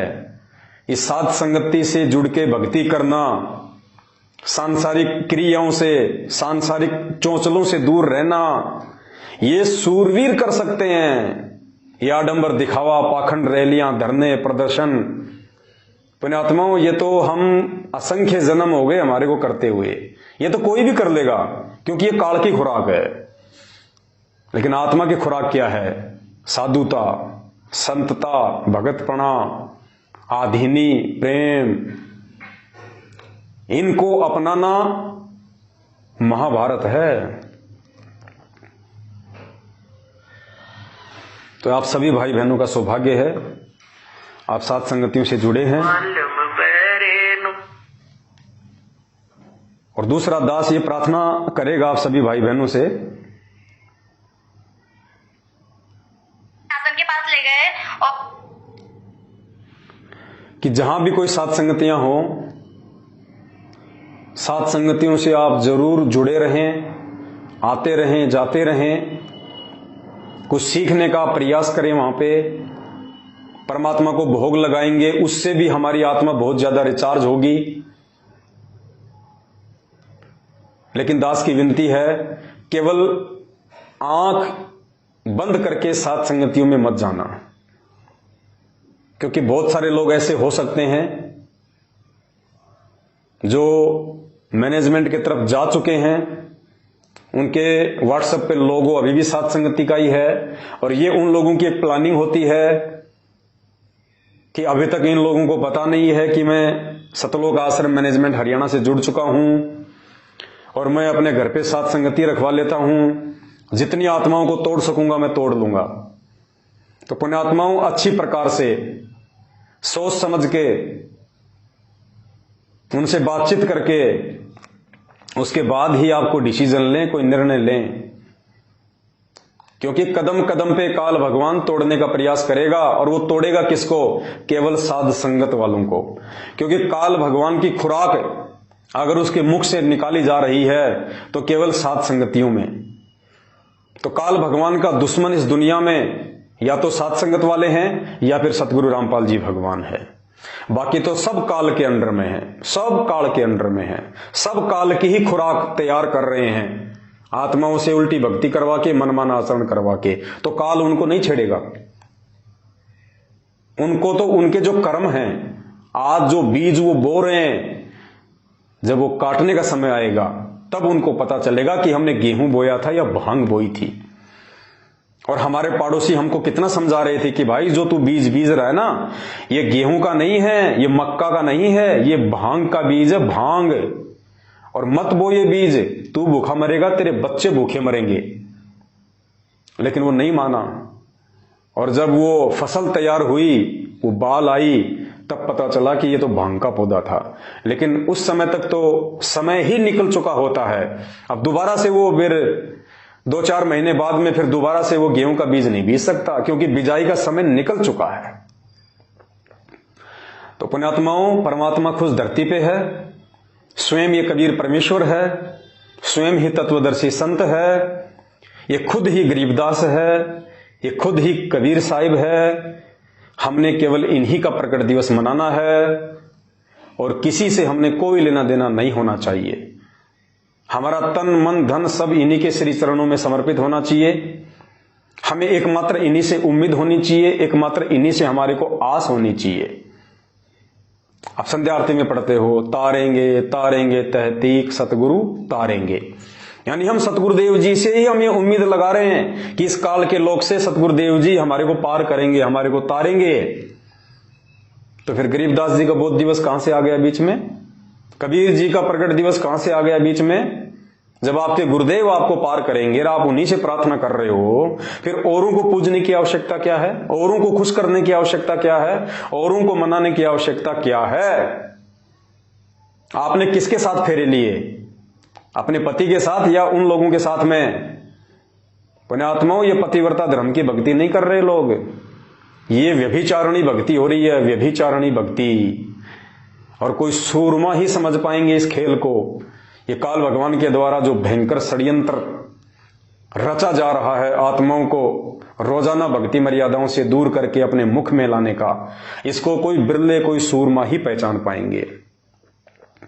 हमारे गुरु, हमारे भगवान, हमारे परमात्मा संत रामपाल जी हैं। उनके अलावा हम किसी का नहीं मनाएंगे। ना हमने फालतू में हमारे गुरुदेव को प्रसन्न करने के लिए ये चाइनीज लाइटों की डेकोरेशन करनी है, ये दिखावा है, पाखंड है। ना हमारे गुरुदेव ने कभी की और ना हमारे गुरुदेव को ये पसंद है। अरे भगवान कोई रंग बिरंगी लाइटों से थोड़ी प्रसन्न होगा। रंग बिरंगी लाइटों से तो दुनिया भर के जीव प्रसन्न हो सकते हैं कि यार बहुत अच्छा आश्रम है यार, ठीक है यार, यहां तो आनंद सा आता है, ठीक है। तो दुनिया को हम आकर्षित कर सकते हैं, लेकिन भगवान लाइटों से आकर्षित नहीं होता, चाइनीज लाइटों से। भगवान आकर्षित होगा, भगवान प्रसन्न होगा उसकी मर्यादाओं में रह के भक्ति करने से। हमारे अंदर साधुता के लक्षण आने चाहिए, भगत के लक्षण आने चाहिए, दास के लक्षण आने चाहिए। मर्यादा में रह के हम भक्ति करेंगे, तब हमें परमात्मा प्रसन्न करेगा, चाहेगा। और तब सतगुरु की एक विशेष मेहर ऑटोमेटिक उस भगत के पास पहुंच जाएगी। एक मेहर निकलती है परमात्मा के अंदर से। गुरुदेव ने बताया सत्संग में कि जब तक तुम्हें वो मेहर नहीं मिलेगी, बात नहीं बनेगी। और मेहर कब मिलेगी? जब हम गुरुदेव के दिखाए रास्ते पे चलेंगे। तो ये स्वयं परमात्मा इस धरती पे आए हुए हैं। अगर फिर भी किसी को विश्वास नहीं है, एक छोटा सा इंटरव्यू है जो मैंने तो लिया नहीं, सतलोक आश्रम मैनेजमेंट हरियाणा वालों ने लिया है। उन्होंने अपने यूट्यूब चैनलों पे डाला है, वो ही टीवी चैनल पे चलाते हैं, लेकिन वो समझ नहीं पाते कि ये कह क्या रहे हैं। परमात्मा इनके मुख से शब्द क्या निकलवा रहे हैं। जब रामानंद जी को परमात्मा मिले, परमात्मा विचार करना, भगवान ऐसे नहीं मिलेगा हमारे को, परमात्मा ऐसे प्रसन्न नहीं होगा, हमारे अंदर ये दृढ़ता ऐसे नहीं आएगी। पुण्यात्माओं, आज तक विचार करना इस बात पे, आज तक भक्ति इतिहास में जिन जिन भगत आत्माओं को मोक्ष प्राप्त हुआ है, उनको कैसे मोक्ष प्राप्त हुआ है?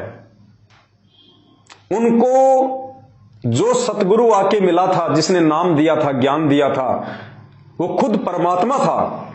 यानी उन आत्माओं का सतगुरु और उन आत्माओं का भगवान एक ही था।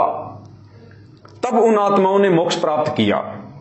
और जब तक ऐसा हमारे साथ नहीं होगा, हम मोक्ष प्राप्त नहीं कर सकते। उन सभी आत्माओं ने गुरु को और भगवान को एक ही माना, दो नहीं माना।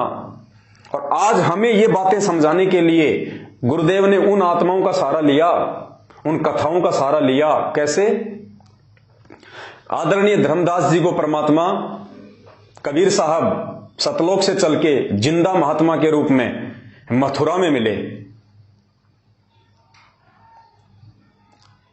और कुछ समय बाद में उन्होंने गरीबदास जी को नाम दे दिया, उनको धर्मदास जी को नाम दे दिया। धर्मदास जी के सतगुरु कौन थे? कबीर जी। और भगवान कौन थे? वो ही कबीर जी, जिन्होंने धर्मदास जी को आके नाम दिया। और इस बात को प्रमाणित करने के लिए धर्मदास की आत्मा को जिंदा महात्मा के रूप में उनका गुरु सतलोक लेके जाता है। और सतलोक में धर्मदास जी ने देखा कि वहां पे सिंहासन पे एक महापुरुष बैठा हुआ है। थोड़ी देर बाद में जो नीचे से जो धर्मदास जी के जो सतगुरु गए थे, वो पहले से विराजमान परमात्मा पे चवर कर रहे हैं। तो धर्मदास ने सोचा कि ये जो नीचे से जो आया है मेरे साथ में, मेरा गुरु, ये तो यहां का कोई नौकर है, भगवान तो ये है जिसपे मेरा गुरु चवर कर रहा है। धर्मदास ऐसा सोच ही रहा था। इतने में वो परमात्मा जो था, जिसको धर्मदास समझ रहा था, वो तो वहां से उठा, और जो नीचे से जो धर्मदास की आत्मा को लेके गया था उनका गुरु, वो सिंहासन पे जाके बैठ गया। और धर्मदास ने देखा, ये क्या, ये जो मेरे साथ नीचे से गया था, ये सिंहासन पे बैठ गया। और वो पहले से जो भगवान मान रहा था धर्मदास, वो खड़ा होके धर्मदास के सतगुरु के ऊपर चवर कर रहा है। और देखते ही देखते थोड़ी देर में वो चवर करने वाला भगवान धर्मदास जी के सतगुरु देव जी के अंदर समा गया, जो नीचे से गया था। और अकेले धर्मदास जी के सतगुरु ही उस अनंत कोटि ब्रह्मांड के सिंहासन पे, सतलोक के सिंहासन पे बैठे हैं। धर्मदास जी के तो आंखें फट गई। ओहो, ये भगवान है जिसने नीचे आके मुझे नाम दिया, मुझे ज्ञान दिया, ये सतलोक का राजा, ये भगवान। धर्मदास ने खुशी मनाई कि मेरा तो भगवान भी एक और मेरा तो गुरु भी एक। और वापस धर्मदास की आत्मा को नीचे भेजा, और धर्मदास को विश्वास हो गया कि गुरु में और भगवान में कोई अंतर नहीं है। अगर मोक्ष प्राप्त करना है तो गुरु को ही भगवान मानना पड़ेगा। तो धर्मदास का गुरु एक, धर्मदास का भगवान एक। तब धर्मदास का मोक्ष हुआ। उसके बाद में आदरणीय गरीबदास जी महाराज, उनको नाम दीक्षा किसने दी? कबीर जी ने, सतगुरु के रूप में, नला नामक खेत में।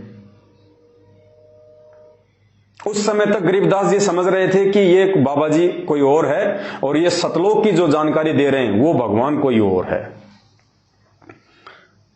तो गरीबदास जी का ये भ्रम मिटाने के लिए गरीबदास जी की आत्मा को निकाल के वो सतलोक ले गए। और वहां सेम टू सेम लीला गरीबदास जी के साथ हुई। पहले से वहां पे एक महात्मा विराजमान थे, गरीबदास जी के साथ में उनके जो सतगुरु गए थे वो उसके ऊपर चवर करने लगे। तो गरीबदास जी ने सोचा कि भाई देखो, ये जो मेरे साथ में आया है ना, ये तो यहां का कोई नौकर है, और भगवान तो ये है जो सिंहासन पे बैठा है, जिसको ये मेरे गुरुजी भी चवर कर रहे हैं।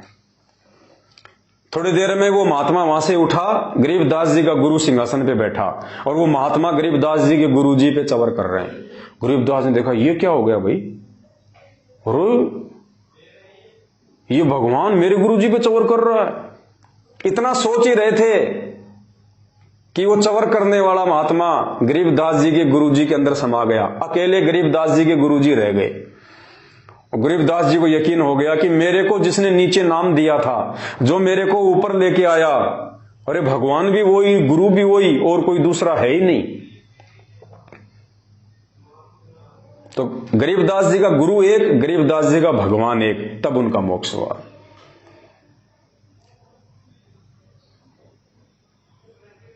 दादू जी को परमात्मा मिले, सतगुरु रूप में आके नाम दिया, फिर उनकी आत्मा को सतलोक ले गए। उनके साथ भी सेम रिहर्सल हुई। फिर दादू जी ने देखा कि मेरा तो गुरु भी एक और मेरा तो भगवान भी एक, उनका मोक्ष हुआ। घीसा जी को परमात्मा 5 साल की उम्र में मिले खेकड़ा में, उनके साथ भी यही हुआ। उन्होंने भी सतलोक में यही सब कुछ देखा और उनको भी पक्का यकीन हो गया कि मेरा तो गुरु भी एक और मेरा तो भगवान भी एक। मलुकदास जी के साथ भी यही हुआ, उनको भी परमात्मा सतलोक ले गए, सारी लीला वही हुई। मलुकदास जी को भी विश्वास हो गया कि जो मुझे नीचे आके सतगुरु रूप में मिला, जिसने मुझे नाम दिया, ज्ञान दिया, सतलोक में भी वही परमात्मा बैठा हुआ है, अपने शरीर को हल्का करके आता है।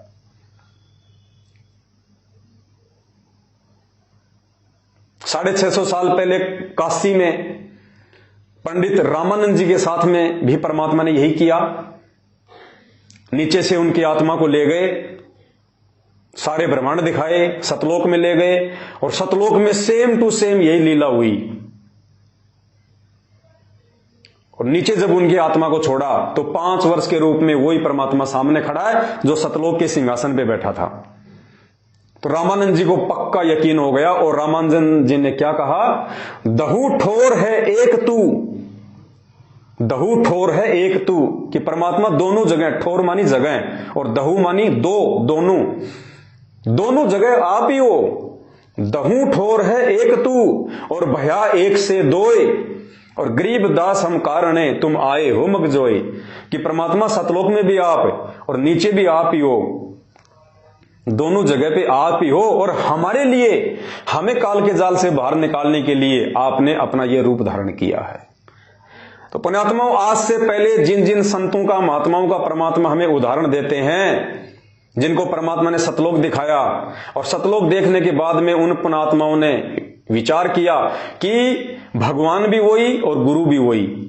और उन आत्माओं का मोक्ष क्यों हुआ? क्योंकि जिस सतगुरु ने उनको नाम दिया था वो खुद ही भगवान था। और दूसरा, उन आत्माओं ने भगवान देखा ही नहीं फिर अपने गुरु के अलावा, क्योंकि जब अपनी आंखों से सब कुछ देख लिया उन्होंने, उसके बाद उनके मन में किसी दूसरे के लिए जगह नहीं थी, किसी के लिए जगह नहीं थी। अरे कहानी तो उनको भी सुनाया करते थे गुरुजी।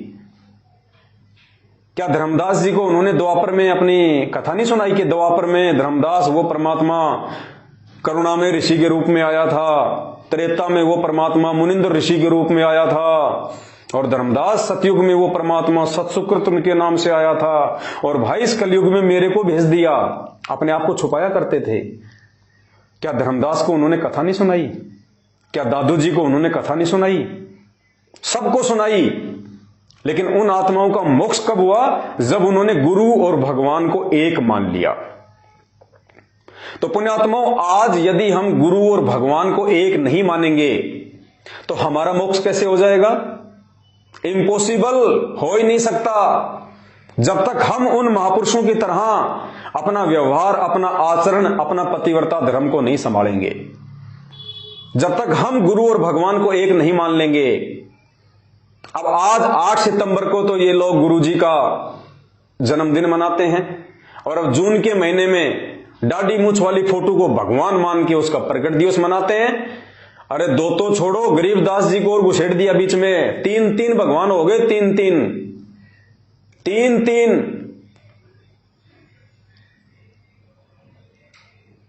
अरे क्या होगा भाई, हम किस दिशा में जा रहे हैं?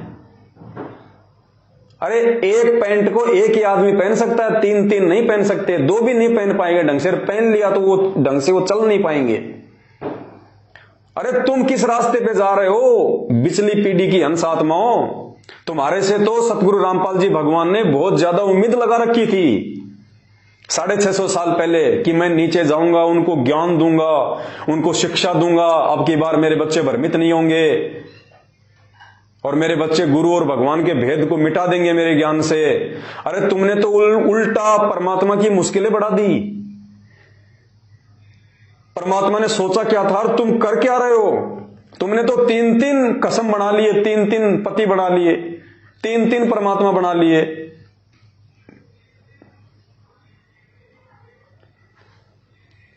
पुण्यात्माओं, अब आपको बताते हैं कि वो परमात्मा एक है या दो है, मुझे कभी और वो परमात्मा खुद नहीं बताएगा। आज ये बात है, आज सतगुरु रामपाल जी भगवान वैसा ही बताएंगे जैसा वो पहले वाली आत्माओं को बताया करते थे। जैसा उन्होंने धर्मदास को बताया कि धर्मदास वो परमात्मा तो कोई और है, मैं तो उसका संदेशा लेके आया हूं। गरीबदास जी को भी ये कहते थे कि वो परमात्मा तो कोई और है, मैं तो उसका संदेशवाहक हूं। आज भी यही कह रहे हैं कि वो कबीर परमात्मा तो कोई और है, मैं तो उसका दास हूं, उसका संदेशवाहक हूं। लेकिन अपनी आत्माओं के माध्यम से परमात्मा संकेत भी करवा रहे हैं, हमारी आंखें भी खोल रहे हैं कि मैं उसका दास हूं या फिर ये पूरी दुनिया मेरी दास है। अब जो घटना उन पहले वाले महापुरुषों के साथ में घटी, जो सतलोक गए, अपनी आंखों से देखा कि सतलोक के सिंहासन पे केवल अंत में वो एक ही परमात्मा रह गया, वो घटना परमात्मा ने इस आत्मा को भी दिखाया। इस बहन की आत्मा को परमात्मा सतलोक लेके गए, सतलोक में परमात्मा ने वही रिहर्सल इस आत्मा को करवाई, दिखाई, फिर नीचे छोड़ा ताकि ये अपना इंटरव्यू देके और ज्ञानी आत्माओं के विश्वास को और ज्यादा जो है उदृढ़ कर दे।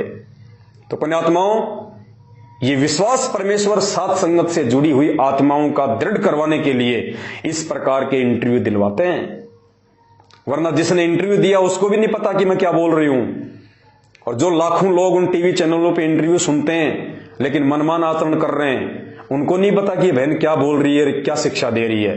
ये शिक्षा आप समझ पाओगे, ये शिक्षा को आप पकड़ोगे, क्योंकि मोक्ष आपने करवाना है। भगवान ने आप लोगों को छांट के अपने हीरे मोतीलाल के रूप में इस कलयुग की बिचली पीढ़ी में जिन आत्माओं को भगवान ने मोक्ष देना ही देना है, उन्हीं आत्माओं का परमात्मा विश्वास दृढ़ करेगा। तो सुनना है बहन क्या कह रही है, गुरु और भगवान अलग अलग होते हैं या फिर एक ही होते हैं? सतगुरु रामपाल जी भगवान खुद कबीर परमेश्वर है या कबीर जी का भेजा हुआ दास है? रामपाल जी महाराज जी ने मुझे कबीर साहिब जी के सिंहासन के पास ले गए और वहां पर बंदिशोर सतगुरु रामपाल जी महाराज जी कबीर साहिब के सिंहासन के साइड में खड़े हो गए और मैं उनके सामने। अच्छा, बहन को लेके कौन गया? संत रामपाल जी भगवान इनकी आत्मा को सतलोक के सिंहासन पे लेके गए। जैसे गरीबदास जी का गुरु लेके गया था, धर्मदास जी का गुरु लेके गया था, मलुकदास जी का गुरु लेके गया था, ऐसे इस बहन को भी इसका गुरु लेके गया संत रामपाल जी भगवान। और क्या दिखाया? कबीर साहिब के सामने खड़ी रामपाल जी महाराज जी ने मुझे कबीर साहिब जी के सिंहासन के पास ले गए और वहां पर बंदिशोर सतगुरु रामपाल जी महाराज जी कबीर साहिब के सिंहासन के साइड में खड़े हो गए और मैं उनके सामने कबीर साहिब के सामने खड़ी थी। तो क्या हुआ, देखते ही देखते क्या हुआ कि बंदिशोर सतगुरु रामपाल जी महाराज कबीर साहिब के शरीर में समा गए और फिर अकेले कबीर परमात्मा रह गए। फिर कबीर परमात्मा का शरीर बंदिशोर सतगुरु रामपाल जी महाराज जी के रूप में चेंज हो गया। फिर बंदिशोर सतगुरु रामपाल जी महाराज जी कबीर साहिब के रूप में चेंज हो गए।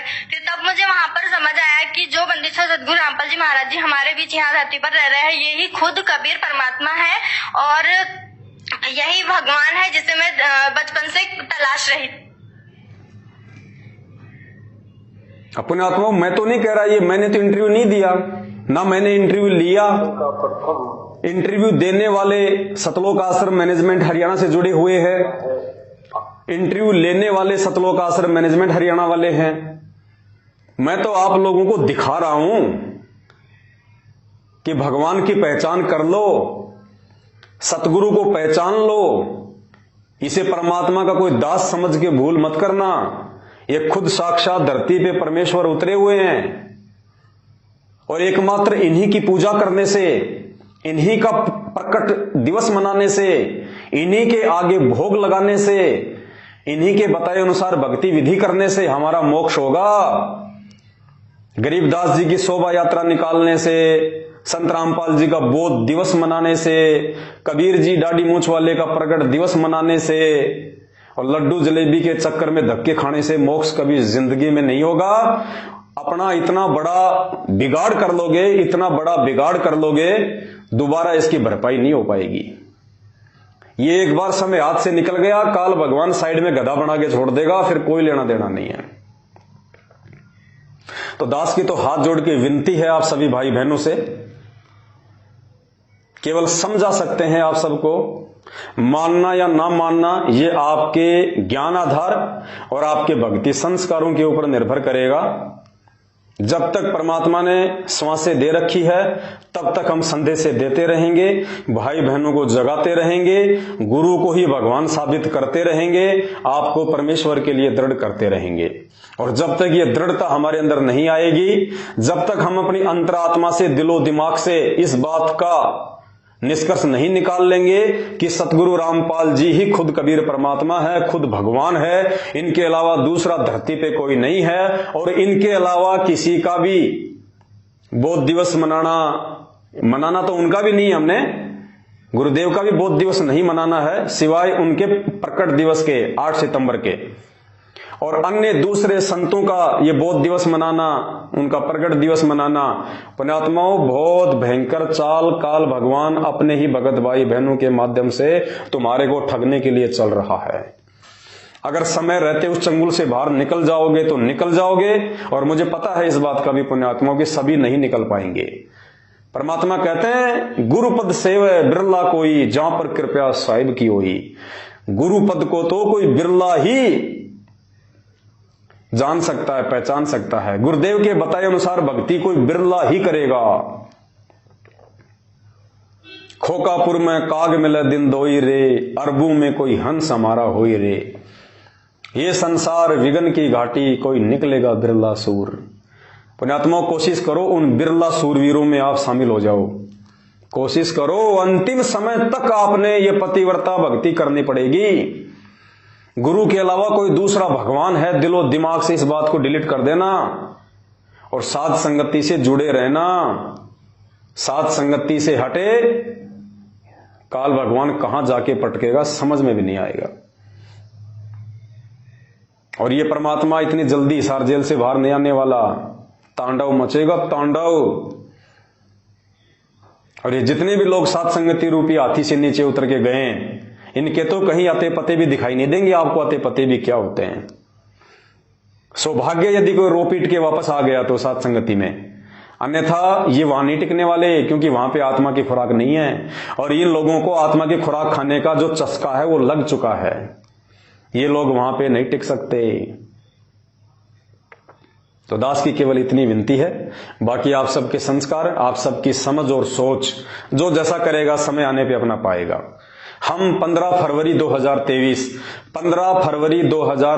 से रात्रि 8:30 बजे अपना Facebook page Pawan Das is live, सभी भाई बहन इसको फॉलो कर लें, इसको लाइक कर लें, ज्यादा से ज्यादा इसको शेयर करें। इसी फेसबुक पेज के ऊपर हम लाइव आएंगे और परमात्मा की महिमा किया करेंगे। और बीच में जहां जहां भी आपको साथ संगति में जाने का मौका मिले, सोच समझ के, आंखें खोल के, सामने वाला भगत है या नहीं है, या काल भगवान की प्रेरणा से कोई चाल चल रहा है। और जहां भी साथ संगति में जाओ, मैं पहले कह रहा हूं आपको, अगर आपको वहां पे साथ संगतियों के अनुसार नियम मर्यादा भक्ति दिखाई दे तो रुकना है, नहीं तो चाहे आपको रात को ही अपना थैला उठा के क्यों ना आना पड़े। देखो, छोटी छोटी बातों को लेके तो मनमुटाव करना नहीं है फालतू में किसी से। बाकी अगर तुम्हें ऐसी कोई क्रिया, कोई भक्ति विधि दिखाई दे, अगर वो अनजाने में कर रहा है तो उसको समझाओ। अगर फिर भी वो समझने का प्रयास नहीं करता है तो फिर चाहे रात को ही थैला उठा के क्यों ना पड़े, हमें उस जगह पे नहीं रुकना। जिस जगह पे भगवान का आशीर्वाद नहीं है उस जगह पे नहीं रुकना, इतना जरूर ध्यान रख लेना। बस दास की इतनी सी विनती है। बीच में फिर लाइव आएंगे, लेकिन 15 मार्च ओ सॉरी, दास ने 15 फरवरी बोल दिया ना, उसके लिए दास माफी चाहता है। 15 मार्च 2023, यानी ये जो महीना चल रहा है ना, इसी महीने में आज 1 मार्च है। हम 15 मार्च 2023 को रात्रि 8:30 बजे ज्ञान गंगा के ऊपर लाइव आएंगे, और बीच में यदि आवश्यकता पड़ी, कोई संदेशा सभी भाई बहनों को देना पड़ा तो हम जरूर देंगे। बस इतनी सी विनती है, कोई गलती हो तो दास को क्षमा करना। बंदी छोड़ सतगुरु रामपाल जी भगवान की जय हो।